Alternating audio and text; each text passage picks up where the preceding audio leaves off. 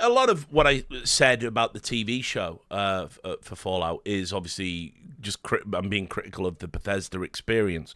But I want people to understand how fundamentally bad Bethesda are. And if you care about any type of IP, particularly Fallout, which is one of their, it's one of the biggest ones they have, along with the Elder Scrolls. Unfortunately, Bethesda just don't know what they're doing. They're just incompetent by default, and they've hit that rut, I think, where a lot of companies get there, where because they get continually financially rewarded by people buying the games, they just never change their ways. They never reflect, and this is how you get Starfield. Remember, Todd Howard again, lying, saying, what was it? Starfield had been in development for 20 years. All these writing and all these ideas. And it's like, mate, Starfield is ass. The writing is ass. The gameplay is ass. The quest design is the same fucking quest design you have over and over again. Can I play a game where I'm not the chosen one? Like, I don't need the power fantasy, guys. Like, there's a million games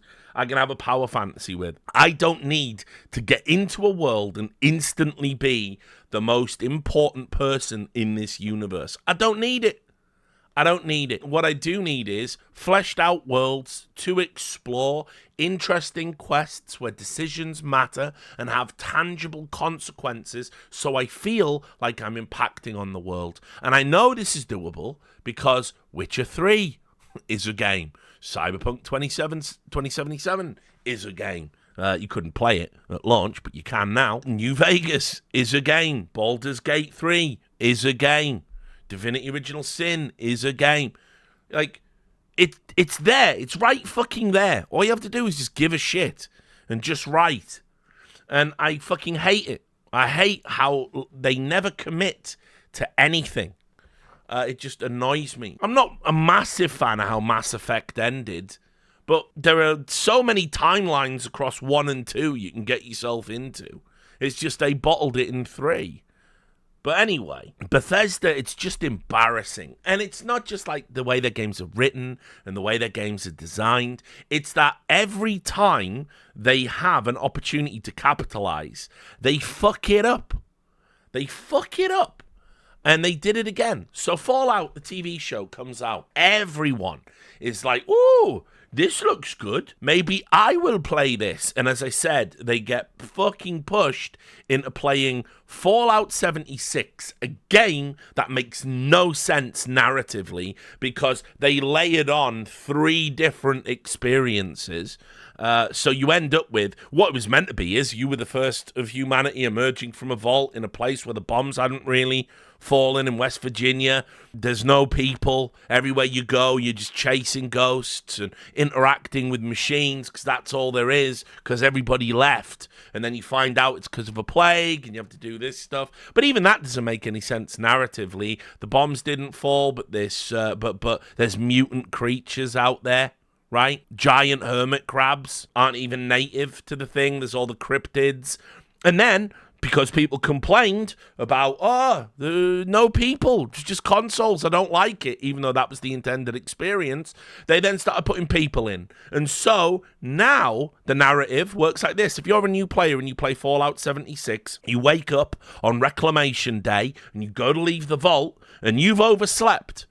But the problem is, the vault was meant to trigger. And if you were still in the vault, all the life machine systems turned down because it was to make you go out and reclaim the wasteland. But you've been asleep for years now, which means the life support systems still work. But they're meant to turn off. And it still says in the consoles they're meant to turn off. And it says in the literature they're meant to turn off. Because otherwise, why would you leave the vault? Particularly if you've overslept and no one's around. But then you walk out of the vault and the first thing you see when you come out of fucking Vault 76 is 2 people. Not only 2 people, but a sign advertising go to this bar. Because that's the concern in the fucking post-apocalypse. Oh, there might be some vault dwellers still asleep in this vault. I'll just put a nice sign here telling you to come to my... It is fucking trash. The writing is trash. It makes no sense. And it's so sad that people's first taste of Fallout could be Fallout 76. I pumped over 100 hours into Fallout 76. I recorded all of it. I was going to make a video of it. I just haven't got the stomach for it, if I'm just honest about it, because I would really struggle to say anything good about it. It makes no sense. Fallout 4, again, it's just the theme park. It's just the theme park experience of Fallout.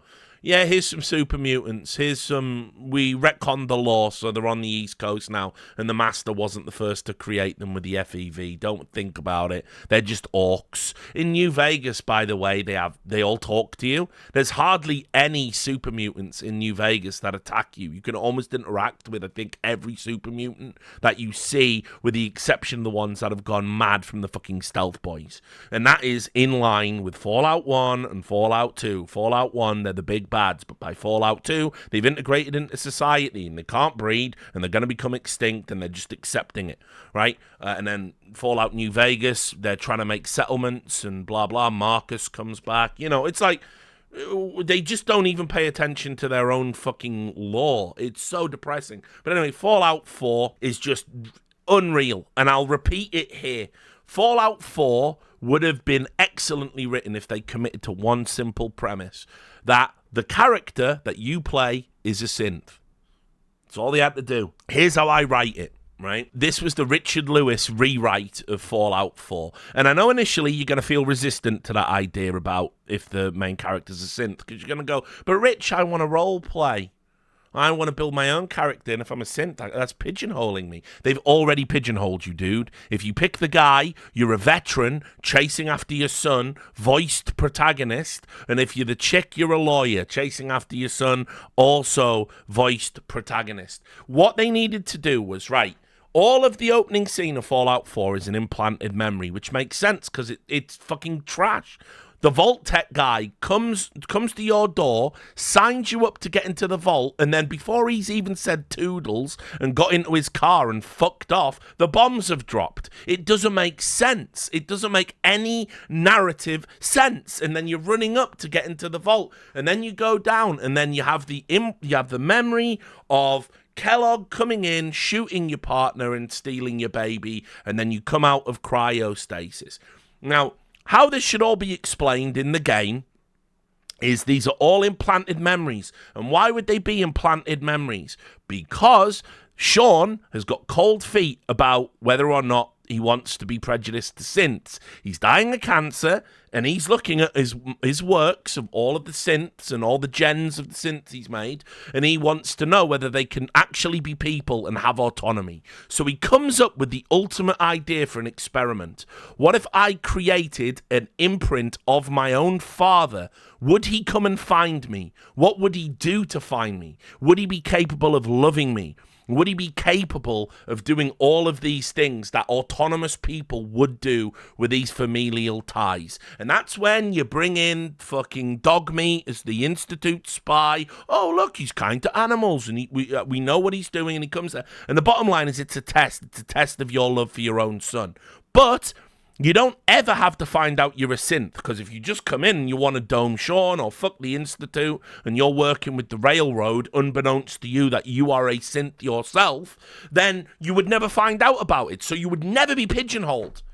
And now, suddenly, all the ridiculous aspects and facets of the game, they at least make some sort of sense. And by the way, that just sets up the Far Harbor DLC to be an absolute fucking banger. Because when you and Nick Valentine rock up to fucking see Dima at the place where all the fucking escaped synths are there, he even asks you at one point if you're a synth. He even says you probably are a synth. You could tell they flirted with the idea and they just never fucking did it.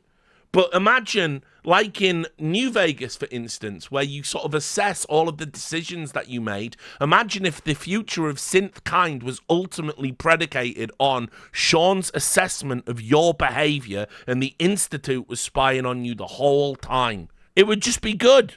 You could tolerate the game being ass, because the storyline is compelling. Bit of a noodle scratcher, makes you think. It's one of those old sci-fi tropes. What is the nature of consciousness? If you took my brain and put it in a robot, would it be me? You know, like in Soma, you know, like if I put my brain into a virtual computer of myself and I die at the same time I press the button, would it feel like I transferred over, or would it be a copy of me? You know, this is all good. This is great stuff. But no, it's Bethesda. So you're just a guy running after your 60, 70-year-old son. Nothing has any meaning. The quests don't make any sense. Like, think about the boy in the fridge. The worst quest in any Bethesda game of all time. For those who don't know, there is a ghoul. He's in a fridge. He's been in there for 200 years. He's a boy. A child who got ghoulified. You open the fridge, you take him out, and he goes, "Oh, gee willikers, mister," even though canonically ghouls still needed food and water, which was the whole point of Fallout 1, because Necropolis, if you take their water chip, they all fucking die, but now somehow they just don't because Todd Howard's on crack or something. So he's in a fridge, and he comes out, right? And then, within seconds of you going, "Yeah, I'll help you find your parents," a guy comes on and goes, "Hey, nice kid you got there. Want to sell him into slavery?" And you go, "No, I don't actually. And where did you come from?" And all right then, I'm gonna get you. Yeah. And then you go, "Okay, well, we fought off that dude. Let's find your parents." You walk 5 minutes down the road, and his parents are also ghouls in a house, and they go, "Oh, fucking hell, we never thought to walk 5 minutes up the road and maybe open that fridge with a child howling in it. It never occurred to us." Now, imagine if that was an Institute test and Sean turned around when you were getting your fucking synth debriefing and you went, look how absurd this was, but you did the right thing and you didn't sell the child into fucking slavery and you helped him reunite with his family. They were all synths too. We set it up. At least then, the quest being total cheeks, you go, "Oh, well, it was cheeks on purpose." But it's never cheeks on purpose with Bethesda. It's always cheeks. Just pure cheeks. Right, anyway, that's the writing stuff out of the way. Nothing to do with what we're about to talk about. But the writing's terrible. And so anyway, they wanted to capitalize on the release of the TV show. And remember, they obviously knew the TV show was coming. They knew what dates it was going to air. They knew the likelihood, because we've also got like this data set, right? Seeing what happened with The Last of Us and what it did for Naughty Dog and people playing that game and stuff. Basically now, if you make a decent adaptation of a video game, never mention Halo, if you make a decent adaptation, be it a film or a TV series of a beloved video game, people who haven't played the game will go and play the game. That's simply what they will go and do. We know that now. So they knew this was going to happen. And so what they decided to do was they had planned a 14 gigabyte, not insubstantial, a 14 gigabyte next gen update that was going to give Fallout 4 this lovely veneer and sheen. And that was it. They've been talking about this for ages. And it was going to fix some bugs even. And it was going to add, there's like a little Enclave quest in there. And there's some Enclave weapons. They got the XO2 power armor in there. All of that stuff. There was like a weapons pack going to be in there as well. And so you go, okay, that's wicked actually. Because even though Fallout 4 fucking sucks, the fact that they were still willing to update the game to capitalize on it, because ultimately, I think if you're getting a Fallout 4, right, and then you're going to hear about New Vegas, and then you're going to play New Vegas, and then you've played one of the best games of all time, haven't you? And that's a good thing. I'm all right with that. You might even go and play Fallout and Fallout 2, and you should if you haven't. But what they ended up doing, because it's fucking Bethesda, they released the update. And this is the reporting in PC Gamer. Fallout 4's next-gen update is over 14 gigs, breaks modded saves, and doesn't seem to change much at all. Fallout 4's long-promised next-gen but really current-gen update is finally here after a 2-year wait since its initial announcement. But it's not a winner on PC. We anticipated there would be the usual issues with mod compatibility. See the Fallout London devs delaying their highly anticipated project as a result of it. But PC players aren't getting much benefit from the 14.4 gigabyte patch. Here's a breakdown of the problems I've had myself or noticed others complaining about. Issues loading modded saves and using non-creation club mods at all. Now, don't even get me started on what Bethesda have done in terms of gouging their consumers. Because remember, this is the company that came up with the fucking horse armor DLC. So, you know, I mean, obviously. But what they've done with Creation Club is fucking absolutely ridiculous. And the way that they did it, they basically were in some cases, they were emulating existing modded content, putting it in Creation Club, cease and desisting the people that made the mods, and then selling what you could get modded for free in the game. And in other cases, they were telling other like mod makers, listen, we can just get ready a mod, or you can put it in Creation Club and we can do like a rev share or whatever the fuck. So, I mean, the whole Creation Club thing was fucking outrageous to begin with. So don't get me started on that. It's always hard to believe that when they put an update that breaks mods and it doesn't break Creation Club, it's like, yeah, it's hard to believe there's not something deliberate going on there. Then it says, the next-gen patch does not introduce any graphical improvements. I can't speak to that. I saw some screenshots where I did think the game was graphically improved. This might be this individual's setup issue, I don't know. The new ultra-wide support has a poorly stretched user interface that will require a user-made patch. Basically the same solution ultra-wide gamers were using before the update. And Fallout 4's iteration of the creation engine still doesn't support frame rates over 60 FPS, which is an ongoing issue with Bethesda games. That, remember, they had all this in-game shit tied to FPS rates, so you were always capped, and if you went the higher your FPS, the more the physics would break in the engine. Just so stupid. The weapon debris graphics setting still causes the game to crash on RTX cards, an issue that's been present since RTX cards were introduced. So the update was a fucking stinker, right? But it doesn't end there. Obviously, we had, this was what the Fallout London guys have to say. And by the way, this is like the most anticipated mod for Fallout that there's been for a long, long time. The project lead was pretty diplomatic.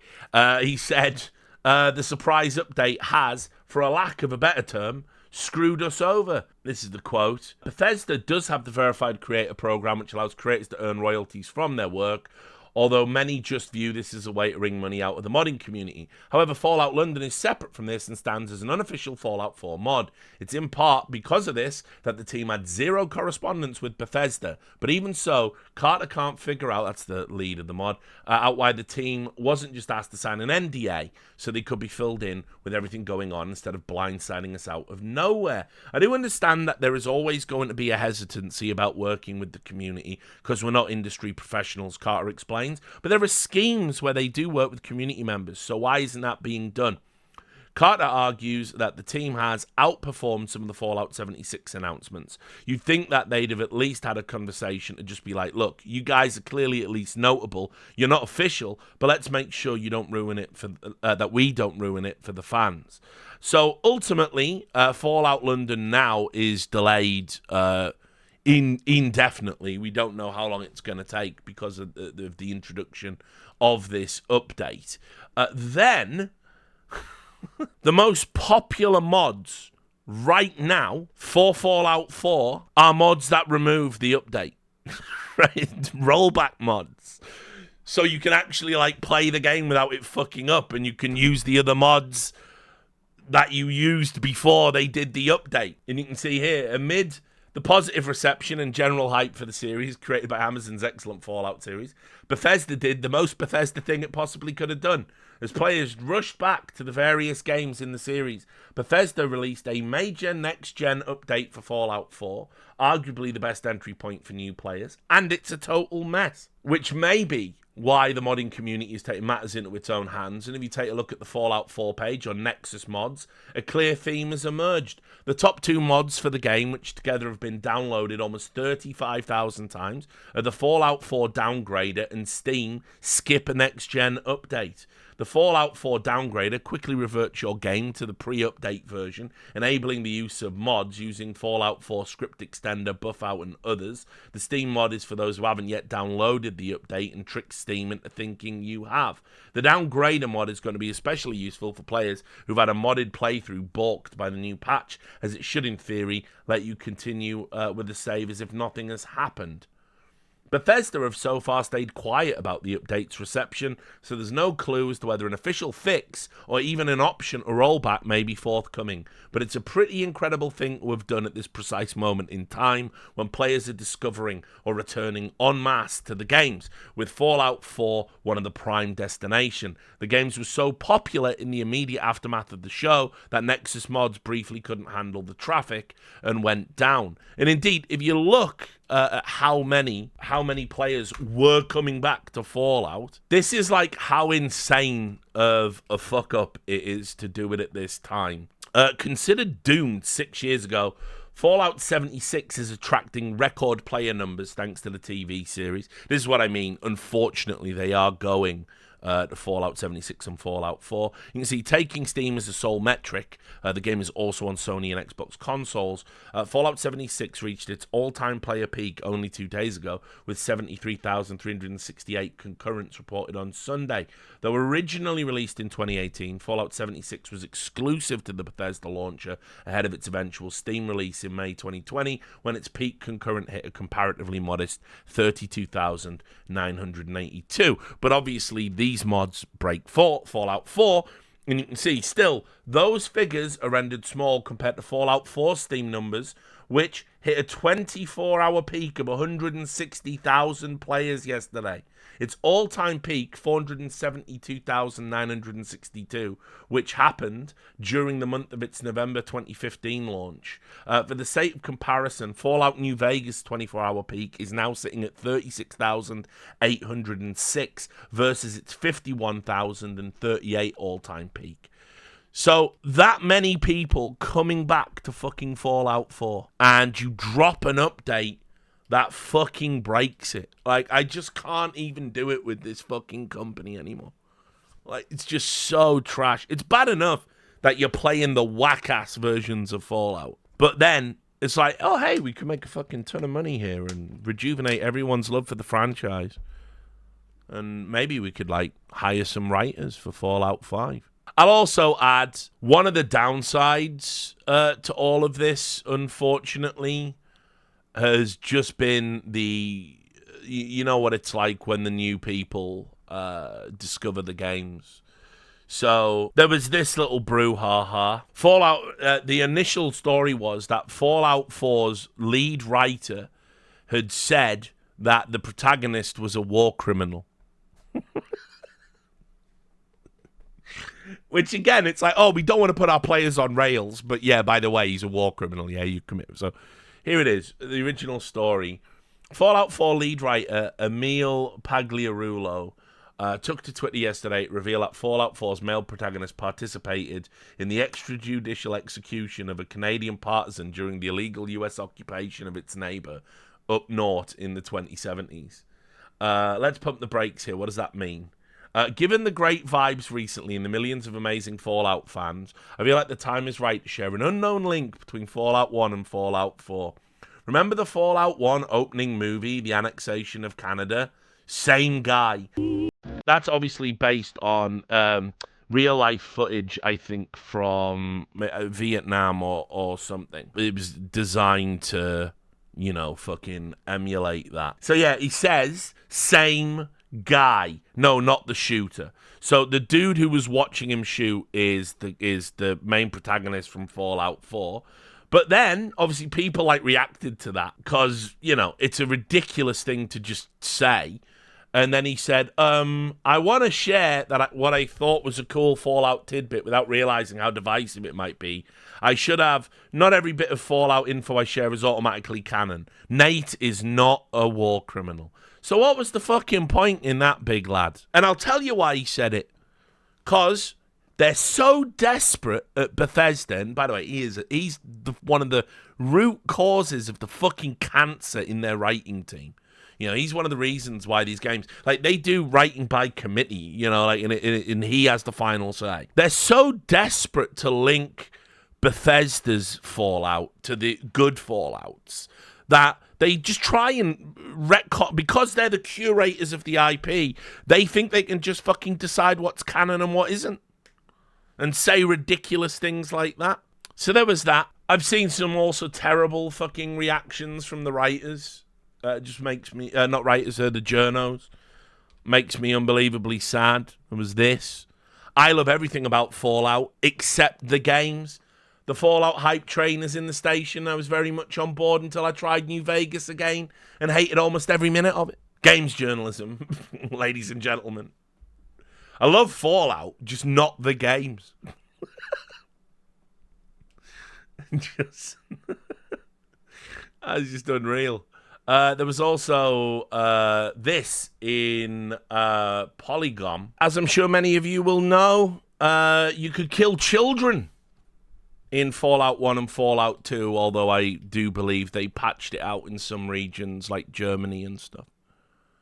And if you do, you get a little perk for it.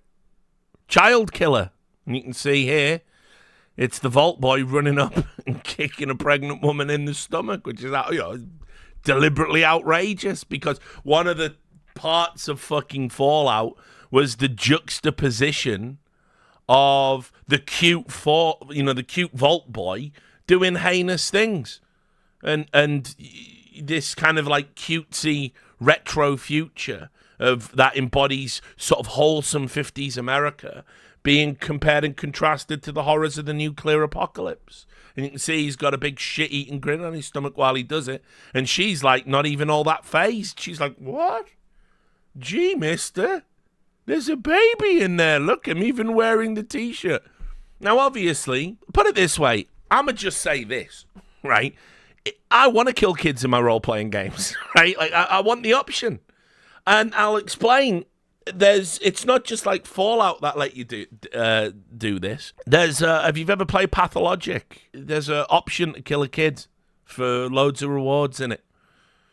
But if you don't, then the game is harder for you. You make a moral choice. And it's like, just why? Again, in Fallout 3 with fucking McCready in that stupid settlement of all children there, the fact that you can't just fucking gun them all down, it's not Fallout. I'm sorry, it's not Fallout. In Fallout 2, I think it is, or it might be Fallout 1, but there's a bit basically where the kids pickpocket your shit and you don't realize that they're doing it. You'll just be like, I've lost like an item, and it's like, it's the kids are pickpocketing you, and you have the option, Fallout 2 in the den, that's it. And you can beat up the kids, or you can just fucking murk them. And it's like, look, is this the wasteland or not? Now, the cost is, it's not like everyone goes, well, them kids had it coming. No, you get the child killer perk and everyone treats you like shit. Some quest lines are totally off. People won't vibe with you. People don't want to sell you items in some of the stores. It comes at a massive cost. But that's the point. It's role play. It's not needless. It's not gratuitous. It makes sense within the context of the world. But Polygon, you see, this is what I mean. All the fucking journos are discovering old Fallout. Good Fallout. And look, the cursed Vault Boy drawing Fallout creators would like to forget, but fans never will. Fallout's most offensive image is also, pretty funny. It's like, I don't know, guys. Like, just, this is the tone of the game. This is what it was. I don't think the gaming space is better for ironing stuff like this out. Because, modern sensibilities. No. Yeah, Fallout 1, vaporizing children. Yeah, it's just silly, isn't it? Silly to get upset about it. But, yeah, the journos were out in force, because of course they were.